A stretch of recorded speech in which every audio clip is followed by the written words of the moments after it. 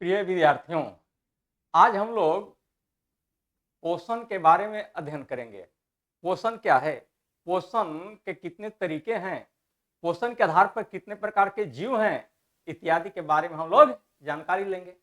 देखिए, साइंस का अध्ययन बहुत जरूरी है। 25 से 30 क्वेश्चन साइंस हमेशा पूछते रहता है, वो ग्रुप डी रहे चाहे क्लास 1 अवसर का रहे, सब में 30 नंबर जरूरी है। 25 से 30 क्वेश्चन आवश्यक है और साइंस निर्णायक होता है, इसलिए साइंस पर हम लोग अच्छी तरह से काम करेंगे। साइंस को एकदम मुट्ठी में कर लेना है। तो अब हम लोग पोषण के बारे में अध्ययन करेंगे। आज 24 तारीख से शुरू हम लोग हो जाएंगे ऑनलाइन लुसेंट के लिए। लुसेंट शुरू हो जाएगा 24 तारीख से और उसमें भी बहुत सारे क्वेश्चन हैं, उसका हम लोग कंसेप्ट लेंगे। देखिए, साइंस कंसेप्ट पर होता है और जितना कंसेप्ट बनेगा उतने हमारे लिए लाभदायक होगा। कंसेप्ट बनाना सबसे पहली बात है। तो हम लोग आज शुरू करेंगे पोषण के बारे में, जानेंगे कि पोषण क्या है। अब जानेंगे पोषण। तो पोषण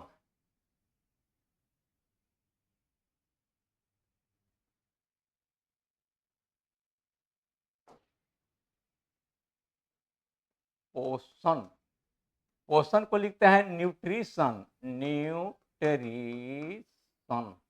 पोषण को हम लोग क्या लिखेंगे? न्यूट्रिशन। देखिए, पोषण होता क्या है? ऐसे लोग जानते हैं कि भोजन ग्रहण करने का विधि पोषण कहलाता है, लेकिन पोषण एक जटिल प्रक्रिया है जिसमें हम लोग भोजन लेते हैं, भोजन का पाचन होगा, पाचन के फलस्वरूप भोजन का अवशोषण होगा और अवशोषित भोजन से जीव द्रव्य का निर्माण होगा, ऊर्जा का निर्माण होगा और जो भोजन नहीं पच पाया या अवशिष्ट के रूप में रह गया उसे हम शरीर से बाहर निकालते हैं। ये पूरा प्रोसेस पोषण के अंतर्गत आता है। अगर हम आपसे पूछें कि पोषण क्या है, तो कहना होगा कि पोषण वैसी प्रक्रिया है जिसमें हम लोग भोजन ग्रहण करते हैं और ग्रहण किए हुए भोजन का पाचन होता है, पचे हुए भोजन का अवशोषण होता है और अवशोषित भोजन से जीव द्रव्य का निर्माण होता है और उससे ऊर्जा की प्राप्ति होती है और अंततः जो अनपचा भोजन या भोजन का अवशिष्ट शरीर से बाहर हो जाता है। ये पूरा प्रक्रिया पोषण कहलाता है। तो ये पोषण की परिभाषा है। अब यह देखना है कि पोषण के आधार पर जीव कितने प्रकार के होते हैं। पोषण के आधार पर जीव कितने प्रकार के होते हैं। अब देखिए, पोषण पोषण के आधार पर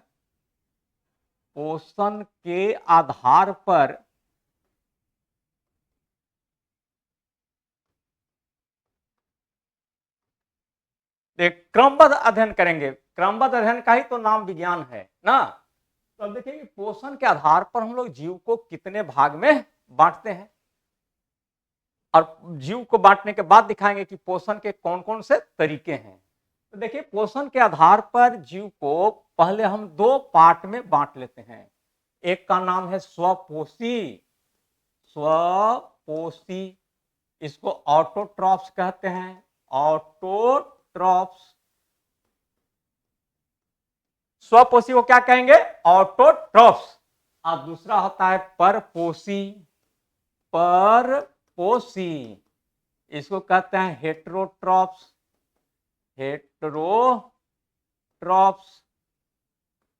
तो जीव दो प्रकार के होंगे। किस आधार पर? पोषण के आधार पर। पोषण के आधार पर जीव को हम दो पार्ट में बांटे। एक का नाम स्वपोषी और दूसरे का नाम परपोषी। अब एक एक करके देखेंगे। और बायोलॉजी में क्या है कि टर्म तोड़ करके मीनिंग निकालिए। जो वर्ड तोड़ करके निकालेंगे वो आसानी से याद होगा। तो बड़ा बड़ा टर्म इसमें रहता है, इसलिए इतना पार्ट में तोड़ेंगे कि दिमाग में तुरंत सेट कर जाएगा। अब देखिए, स्वपोषी का मतलब क्या? स्वपोषी को क्या कह रहे थे? ऑटोट्रॉप्स। देखिए, स्वपोषी, स्व मन होता है स्वयं और पोषी माने पोषण। तो वैसे जीव जो स्वयं भोजन का निर्माण करता है, वैसे जीव जो अपना भोजन स्वयं बनाता है, उसको हम लोग क्या कहेंगे, स्वपोषी। तो इसमें कौन से जीव आ जाएंगे, तो हरे पौधे, हरे पौधे स्वपोषी के अंतर्गत कौन से जीव आते हैं, तो हरे पौधे। अब देखिए यहां हरे पौधे क्यों लिखे, ऐसे पौधे भी हम लिख सकते थे, तो हरा इसलिए लगाए कि कुछ पौधे रंगहीन भी रहते हैं जिसमें क्लोरोफिल नहीं होता है, जैसे कवक जो फंगी आप कहते हैं, या अमरलता या अमरबेल कहते हैं, जो अपना भोजन स्वयं न बना के दूसरे जीव से भोजन लेता है। कवक स्वयं भोजन का संश्लेषण या निर्माण नहीं कर पाता है, इसलिए यहां एक टर्म लिखे हरे पौधे। और हरा होने का मतलब कि इसमें क्लोरोफिल नामक रचना होता है, एक प्रकार का वर्णक है, पिगमेंट है ये क्लोरोफिल, जिसके कारण ये पौधा अपना स्वयं भोजन बना लेता है। तो अगर पूछा जाए कि हरे पौधे किस प्रकार का पोषण करते हैं, तो स्वपोषी है, स्वपोषण ना, स्वपोषण में जो भाग लेगा वो स्वपोषी कहलाएगा। तो हरे पौधे क्या है, तो स्वपोषी है। इसमें किस प्रकार का पोषण होता है, तो कहेंगे स्वपोषण होता है। अब आते हैं हम लोग परपोषी में। परपोषी, देखिए परपोषी, परपोषी को लिखते हैं हेटेरोट्रॉप्स, हेटेरोट्रॉप्स,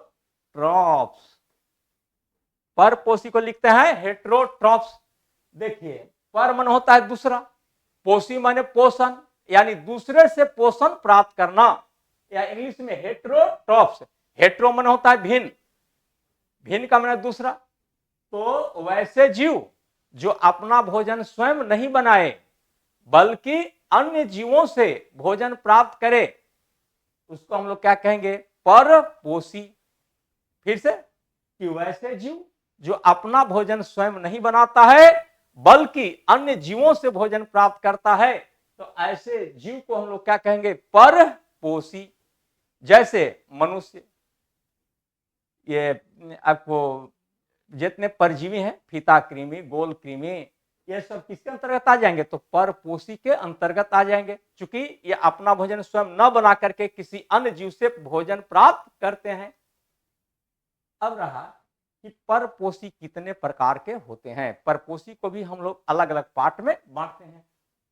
तो देखिए परपोषी को हम लोग 3 पार्ट में बांटते हैं। परपोषी को कितने पार्ट में बांटेंगे, 3 पार्ट। एक का नाम है परजीवी, परजीवी, इसको पारासाइट्स लिखते हैं, पारासाइट्स। परजीवी को क्या लिखते हैं, पारासाइट। और दूसरा का नाम है मृतोपजीवी, चाहे मृत जीवी, एक ही चीज है, मृतोपजीवी। दूसरा हो गया मृतोपजीवी, इसको कहते हैं सैप्रोफाइट्स, सैप्रोफाइट्स, सैप्रोफाइट्स, मृतोपजीवी। और तीसरा हो गया प्राणी सदृश, प्राणी सदृश, इसको कहते हैं होलोजोइक, होलोजोइक। परपोषी कितने प्रकार के हो गए, 3 प्रकार। पहला हो गया परजीवी, दूसरा मृतोपजीवी और तीसरा प्राणी सदृश। पहले हम बतलाए कि पोषण क्या है, पोषण के आधार पर जीव कितने प्रकार के होते हैं, और 2 पार्ट के थे, स्वपोषी और परपोषी। अब है कि परपोषी को हम कितने पार्ट में बांटेंगे ना, इसके बारे में हम डिटेल अब जानेंगे। तो पहले हम लोग को उठाना है क्या, परजीवी। एक एक करके देखेंगे। पहले देखें परजीवी, पहले देखें हम लोग परजीवी।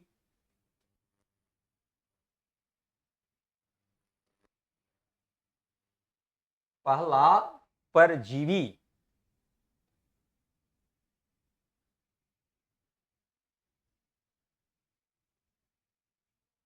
परजीवी पहला हो गया परजीवी। परजीवी को हम लोग लिखते हैं पारासाइट्स। अब देखिए पारासाइट्स, परजीवी को हम लोग क्या लिखेंगे, पारासाइट्स। तो देखिए परजीवी का मतलब कि वैसे जीव जो अन्य जीव पर रहकर उसे भोजन प्राप्त करता है, या कहें कि वैसे जीव जो अन्य जीवों से भोजन और आश्रय प्रदान करता है। आश्रय माने रहने के लिए जगह। तो ऐसे जीव को हम लोग कहेंगे परजीवी। वैसे जीव जो दूसरे जीवों से भोजन और आश्रय ग्रहण करता है, ऐसे जीव को हम लोग कहेंगे परजीवी। जैसे देखिए जूं, जोंक, जूं जो बाल में पाया जाता है, जोंक, फीता कृमि, गोल कृमि, गोल कृमि जो हमारे आंत में पाया जाता है इत्यादि। तो ये क्या कहलाते हैं? परजीवी कहलाते हैं। कारण कि ये दूसरे जीव पर रह करके और उससे भोजन प्राप्त करता है। अब देखिए कि कुछ परजीवी ऐसे हैं जो शरीर के ऊपरी भाग पर पाए जाते हैं, शरीर के बाहर में पाए जाते हैं। कुछ परजीवी ऐसे हैं जो शरीर के अंदर में पाए जाते हैं। तो इस आधार पर अगर कहा जाए तो परजीवी को हम कितने पार्ट में बांट सकते हैं? 2 पार्ट। परजीवी का 2 पार्ट हो जाएगा। पहला तो हो जाएगा बाह्य परजीवी, पहला कहलाएगा बाह्य परजीवी। इसको कहते हैं इंग्लिश में एक्टोपारासाइट, एक्टोपारासाइट। बाह्य परजीवी को क्या कहेंगे? एक्टोपारासाइट। अब तोड़िए इसको, बाह्य माने बाहर, इंग्लिश में याद रखते हैं तो एक्टो माने बाहर। तो वैसे परजीवी जो शरीर के बाहर में रहता है, अर्थात शरीर के ऊपर में रहेगा और ऊपर से ही भोजन प्राप्त करेगा, तो यह कहलाएगा बाह्य परजीवी। जैसे जैसे जूं, जैसे जूं जो माथा में पाया जाता है, बाल में पाया जाता है, यह बाह्य परजीवी हो गया क्योंकि शरीर के ऊपरी सतह पर है। जोंक, कहीं पानी में जब जाते हैं तालाब वगैरह में ना, तो जो कभी सड़ जाता है, आपसे भोजन चूस लेता है, नहीं कि रक्त चूस लेता है।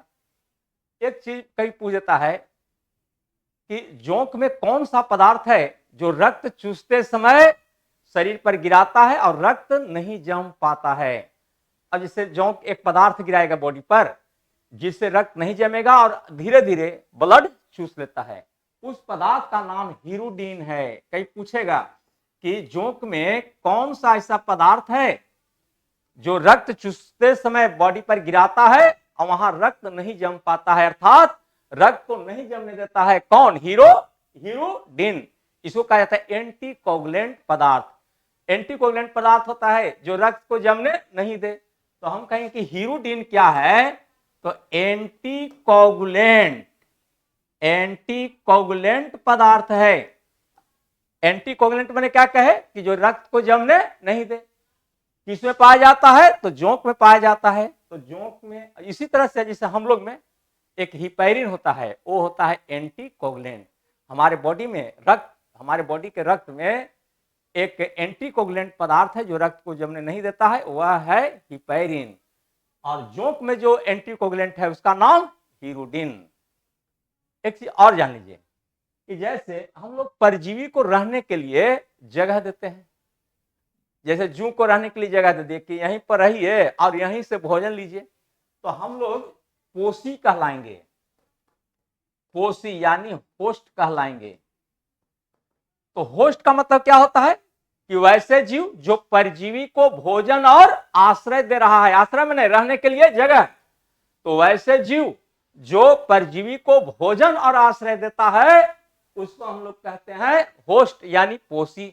तो जूं या जोंक को रहने के लिए या फीता कृमि, गोल कृमि को रहने के लिए हम जगह दिए हुए हैं और उसे भोजन दे रहे हैं, तो हम लोग क्या कहलाएंगे? पोषी कहलाएंगे। तो इंग्लिश में कहते हैं इसको होस्ट। तो ये बाह्य परजीवी के बारे में देख रहे थे।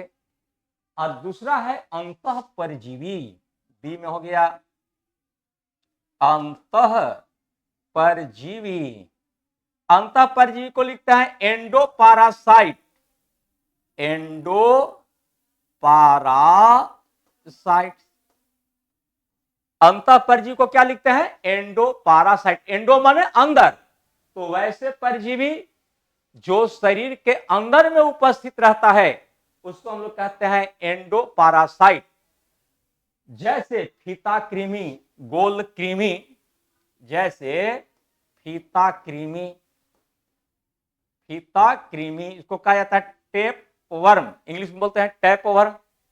गोल कृमि जिसको राउंड वर्म कहते हैं, गोल कृमि, ये मिलता है आंत में, हम लोग के आंत में रहता है फीता कृमि, गोल कृमि। तो ये शरीर के अंदर में है, तो जो शरीर के अंदर में रहेगा परजीवी उसको हम लोग कहेंगे अंतः परजीवी। तो इस तरह से परजीवी को हम लोग कितने पार्ट में बांट दिए? दो पार्ट। दो पार्ट में पहला बाह्य परजीवी और दूसरा हो गया अंतः परजीवी। हम लोग याद कीजिए कि परपोषी में तीन चीज लिखे हैं। पहला लिखे थे परजीवी, दूसरा लिखे हैं मृतोपजीवी, तो दूसरा हम लोग देखेंगे, दूसरा देखेंगे मृतोपजीवी, 2 नंबर में मृतोपजीवी। इसको इंग्लिश में कहते हैं सैप्रोफाइट्स, सैप्रोफाइट। मृतोपजीवी को क्या लिखेंगे? सैप्रोफाइट्स।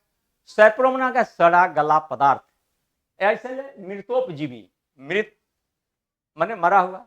तो वैसे जीव जो मृत जीवों से या सड़े गले पदार्थों से भोजन प्राप्त करता है वह कहलाएगा मृतोपजीवी।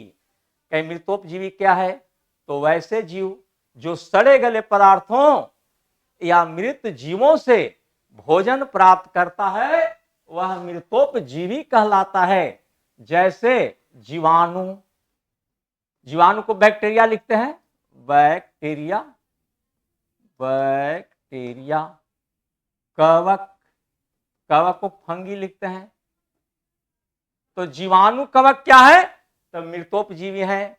क्यों कहें मृतोपजीवी? तो ये सड़े गले पदार्थों या मृत जीवों पर आश्रित होते हैं और वहीं से भोजन लेते हैं। तो 2 नंबर हो गया मृतोपजीवी, पहला परजीवी, दूसरा मृतोपजीवी। अब तीसरा याद कीजिए, तीसरा लिखे थे प्राणी सदृश, प्राणी सदृश, इसको कहते हैं होलोजोइक, होलोजोइक। अब देखिए प्राणी सदृश क्या होता है? प्राणी सदृश का मतलब हुआ कि वैसे जीव जिसमें भोजन का पाचन एंजाइम की सहायता से होता है, अर्थात वैसे जीव जिसमें भोजन का पाचन हो, जैसे भोजन हम करें उसका पाचन हो, भोजन को पचाने के लिए एंजाइम की आवश्यकता होती है। तो वैसे जीव जो भोजन का पाचन करता है, या कहेंगे कि जिसमें भोजन का पाचन एंजाइम के द्वारा होता है, तो वैसे जीव को कहेंगे प्राणी सदृश। जैसे जैसे हो गया मछली, मेढक, छिपकली, पक्षी, मनुष्य, यानी जितने भी जीव हैं जो भोजन का पाचन करते हैं ये कहलाएंगे प्राणी सदृश यानी होलोजोइक। अब आपको बताना होगा कि क्या पौधे भी प्राणी सदृश होंगे? तो आप तो देखें कि हरे पौधे क्या हैं? तो स्वपोषी हैं। जो रंगहीन हैं, जो अपने जिसमें क्लोरोफिल नहीं होता है, वह परपोषी है। लेकिन प्राणी सदृश के अंतर्गत आने वाले पौधे का नाम बतलाना होगा, और वो नाम है, बतलाते हैं कि वह नाम है कीटभक्षी पौधा। कीटभक्षी पौधा एक तरह का प्राणी सदृश है, होलोजोइक है। तो कौन सा पौधा प्राणी सदृश है? तो जितने भी कीटभक्षी पौधे हैं यानी इंसेक्टिवोरस प्लांट बोलते हैं, वे सब प्राणी सदृश के अंतर्गत आते हैं। कारण जान लीजिए, कारण क्यों? देखिए साइंस में वो फिजिक्स, केमिस्ट्री, बायो जो भी हो, इसमें क्यों और कैसे क्वेश्चन होगा। अब क्यों कैसे का जो आंसर मिला एक्चुअली वही नॉलेज है, ना तो फिर तो इंफॉर्मेशन होगा, जो आज इंफॉर्मेशन लेते हैं कल भूलेंगे। इसलिए ये जान लें कि कीटभक्षी पौधा को हम प्राणी सदृश क्यों कहेंगे। देखिए कीटभक्षी पौधे का मतलब होता है कि वैसे पौधे जो कीट का भक्षण करते हैं, जो कीट को खाते हैं, वैसे पौधे को हम लोग कहते हैं कीटभक्षी पौधे। इंसेक्टिवोरस प्लांट, इंग्लिश में कहते हैं इंसेक्टिवोरस प्लांट, इंसेक्टिवोरस प्लांट। इसमें क्या होता है कि इस प्रकार के पौधा में पौधे की पत्तियां घड़े जैसी रचना बनाती है और उसमें एक एंजाइम होता है, उसमें एक एंजाइम होता है जिसका नाम है हाइड्रोलाइटिक एंजाइम, हाइड्रोलाइटिक एंजाइम। और यह एंजाइम कीट का भक्षण करता है, कीट को नष्ट कर देता है। कौन एंजाइम? Hydrolytic enzyme. तो हाइड्रोलाइटिक एंजाइम की उपस्थिति में कीट का भक्षण कर रहा है, कीट को डाइजेस्ट कर रहा है। इसलिए कीटभक्षी पौधे जितने हैं वे सब क्या है? तो प्राणी सदृश हैं। अब ये दिखा दें कि कीटभक्षी पौधे कौन कौन हैं। तो पहला देखिए पीचर प्लांट। पीचर प्लांट कीट का भक्षण करता है, या इसको कहा जाता है निपैंथिस। एक और नाम इसको दे रहे हैं निपैंथिस। निपैंथिस क्या है? तो हम कहते कीटभक्षी पौधा है। ब्लाडरवर्ट, ब्लाडरवर्ट कीटभक्षी पौधा कर दे देगा कि निम्नलिखित में कौन कीटभक्षी पौधे हैं, 4 गो चॉइस रहेगा। तो ब्लाडरवर्ट, ब्लाडरवर्ट का दूसरा नाम है यूट्रिकुलेरिया, यूट्रिकुलेरिया। तो अगर पूछा जाए कि निपैंथिस किस प्रकार का पौधा है तो हम कहें प्राणी सदृश है, कीटभक्षी तो है ही क्योंकि कीट का भक्षण कर रहा है। ब्लाडरवर्ट, यूट्रिकुलेरिया, सनड्यू, सनड्यू भी कीटभक्षी पौधा है। डायनिया, डायनिया कीटभक्षी पौधा है। वीनस ट्राइप,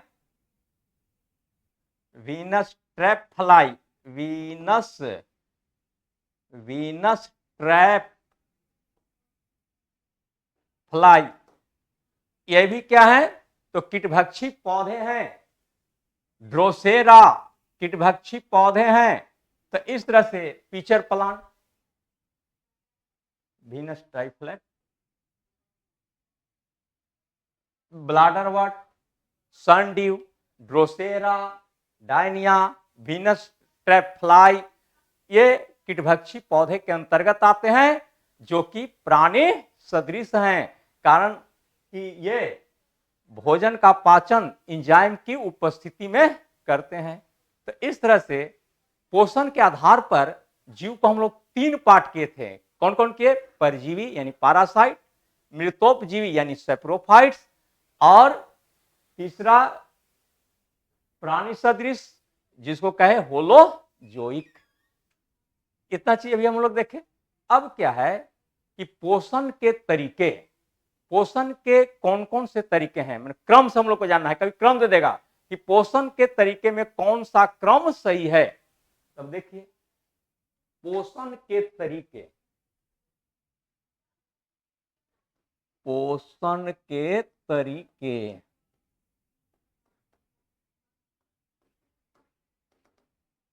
देखिए लुसेंट में होगा क्या कि जैसे पोषण के बारे में दिया है तो पहले हम लोग कंसेप्ट लेंगे पोषण के बारे में, उन्हें फिर क्वेश्चन दिया है तो टोटल क्वेश्चन कराएंगे शुरू से।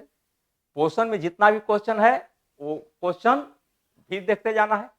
तो कंसेप्ट के साथ क्वेश्चन अगर देखें तो बहुत इजी लगेगा, साइंस पढ़ना बहुत आसान हो जाएगा। अब देखिए पोषण के तरीके में शुरू में क्या करते हैं, भोजन को मुख तक ले जाएंगे।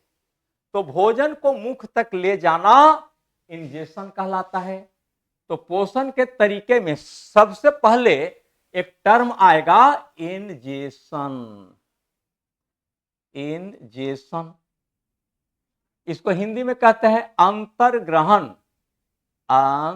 अंतर्ग्रहण। देखिए एक एक करके हम बतलाते हैं। इंजेक्शन, इन मन होता है अंदर, भोजन को मुख तक पहुंचाना अंतर्ग्रहण कहलाता है। अब अंतर्ग्रहण का विधि सब में अलग अलग है। जैसे मनुष्य भोजन का अंतर्ग्रहण हाथ के द्वारा करता है, मेढक भोजन का अंतर्ग्रहण जीभ द्वारा करता है, जीभ से भोजन को खींचता है। छिपकली भोजन का अंतर्ग्रहण जीभ के द्वारा ही करता है। तो इस तरह से अंतर्ग्रहण का अलग अलग तरीका होता है। तो ये हम कहेंगे कि भोजन को मुख तक पहुंचाना अंतर्ग्रहण कहलाता है। अब भोजन जब मुख में आ गया, उसके बाद का प्रोसेस कौन सा है? तो उसके बाद का प्रोसेस डाइजेशन होगा। जब भोजन मुंह में आ जाएगा तो उसके बाद पाचन शुरू हो जाएगा, डाइजेशन यानी पाचन। डाइजेशन को क्या लिखते हैं? पाचन। अगर हम आपसे पूछें कि पाचन क्या है, तब क्या कहेंगे कि पाचन वैसी प्रक्रिया है जिसमें एंजाइम की सहायता से जटिल भोज्य पदार्थ सरल पदार्थों में टूट जाता है, यानी कॉम्प्लेक्स फूड सिंपल फूड में चेंज कर जाता है। उसी को हम लोग कहते हैं पाचन। बहुत से लोग अगर पाचन पूछते हैं कि पाचन क्या है, तो लोग सीधे कहते हैं कि भोजन को मुंह में लिए, अब भोजन पच गया पाचन कहलाएगा। लेकिन वैसा नहीं। पाचन का परिभाषा हम लोग देते हैं क्या, कि जटिल भोज्य पदार्थ एंजाइम की उपस्थिति में सरल पदार्थों में टूट जाता है, माने कॉम्प्लेक्स सब्सटेंस सिंपल सब्सटेंस में टूट जाता है, तब ऐसी क्रिया का नाम डाइजेशन है। जैसे देखिए, जैसे प्रोटीन है, प्रोटीन पर एक एंजाइम कार्य करता है, इसका नाम है इरेप्सिन। इरेप्सिन क्या है? एंजाइम। और जो प्रोटीन है जटिल भोज्य पदार्थ है। जटिल माने बड़ा, तो प्रोटीन का अणु लार्ज होता है, तो ये जटिल भोज्य पदार्थ हुआ। जटिल भोज्य पदार्थ। और इरेप्सिन क्या करेगा? प्रोटीन को बदल देगा एमिनो अम्ल में, एमिनो एसिड, एमिनो अम्ल कहते हैं। तो एमिनो अम्ल सिंपल सब्सटेंस हो गया, सरल पदार्थ। ये क्या कहलाएगा? सरल पदार्थ यानी सिंपल सब्सटेंस। तो जटिल भोज्य पदार्थ एंजाइम की उपस्थिति में सरल पदार्थों में टूट जाता है, इसी क्रिया का नाम पाचन है। अब देखिए वसा यानी फैट्स, वसा एक एंजाइम की उपस्थिति में, एक एंजाइम होता है लाइपेज। एंजाइम क्या है? लाइपेज। जहां एएसटी लग जाए तो एंजाइम है। जैसे लाइपेज एंजाइम हो गया, माल्टेज, लैक्टेज, सुक्रेज, ये सब एंजाइम है। तो लाइपेज क्या करेगा कि वसा को तोड़ेगा और बदल देगा फैटी एसिड आप प्लस ग्लिसरॉल। यही पूछता है कि वसा का टुकड़ा कौन कौन सा है, तो फैटी एसिड और ग्लिसरॉल। यानी कि वसा किस भाग में टूटता है, तो फैटी एसिड और ग्लिसरॉल में टूटता है। तो इस तरह से पाचन का मतलब हुआ कि जटिल भोज्य पदार्थ एंजाइम की उपस्थिति में सरल पदार्थों में टूटता है, इस क्रिया का नाम डाइजेशन है। तो शुरू में क्या किए? इंजेक्शन, भोजन को मुंह में लिए।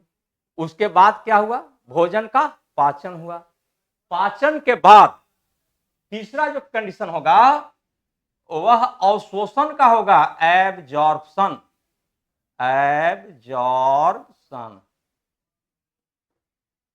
एब्जॉर्प्शन मतलब अवशोषण, अवशोषण।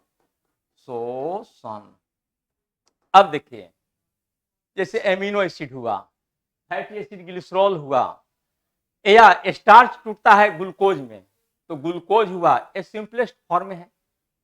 अब ये जितना भी है ब्लड के माध्यम से कोशिका में चले जाते हैं, मैंने कोशिका इसको एब्जॉर्ब कर लेगा, अवशोषित कर लेगा। तो ये सब कहां चले जाएंगे? कोशिका में। जैसे ग्लूकोज, एमिनो अम्ल, फैटी एसिड ग्लिसरॉल, ये सेल के अंदर जाएंगे। तो सेल क्या किया? उसको एब्जॉर्ब कर लिया। तो इस क्रिया का नाम एब्जॉर्प्शन हुआ। अब यह है कि amino acid, fatty acid glycerol या ग्लूकोज कोशिका में क्या करेगा, कोशिका में जाएगा तो कौन सा उसका फंक्शन है। तो अगला जो विधि होगा एब्जॉर्प्शन के बाद वो है एसिमिलेशन का। 4 नंबर 4 में है एसिमिलेशन। एसिमिलेशन स्वांगीकरण, इसको कहते हैं स्वांगीकरण। स्वांगीकरण, एसिमिलेशन को क्या बोलते हैं? स्वांगीकरण।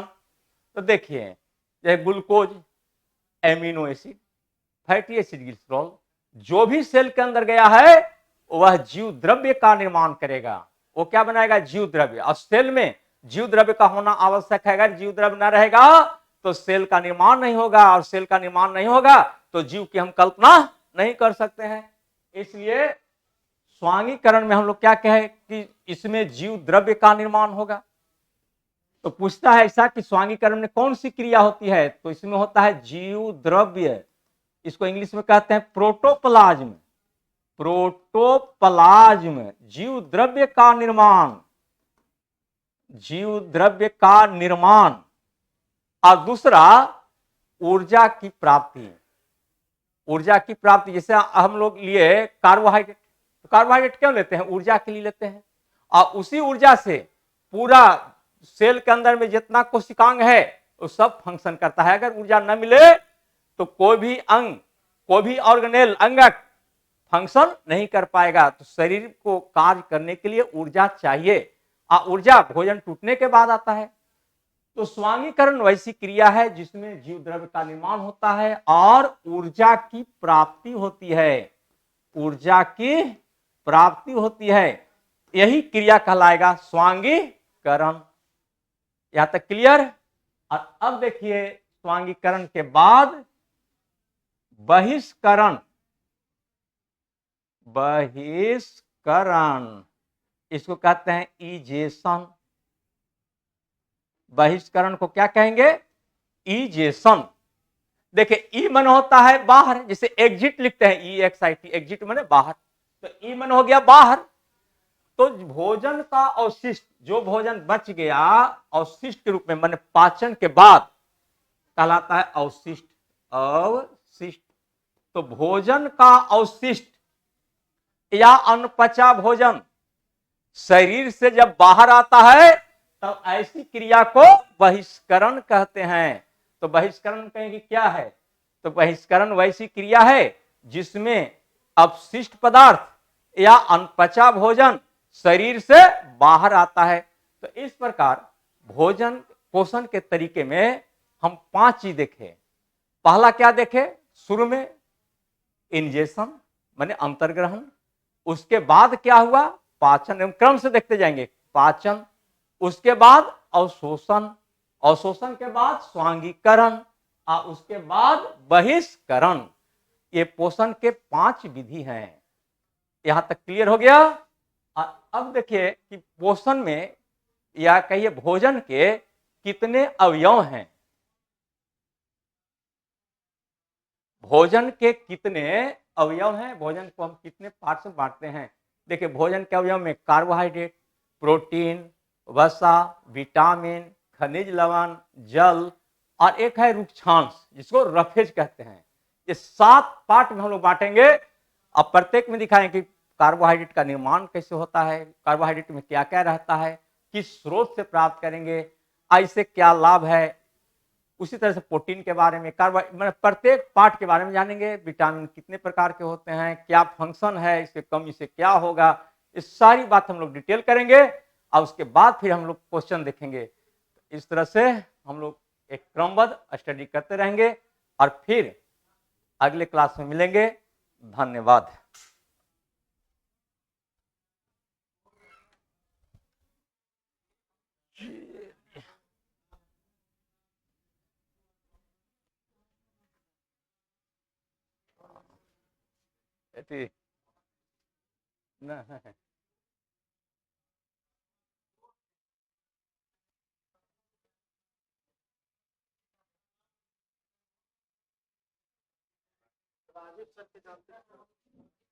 ना ना जानते हैं।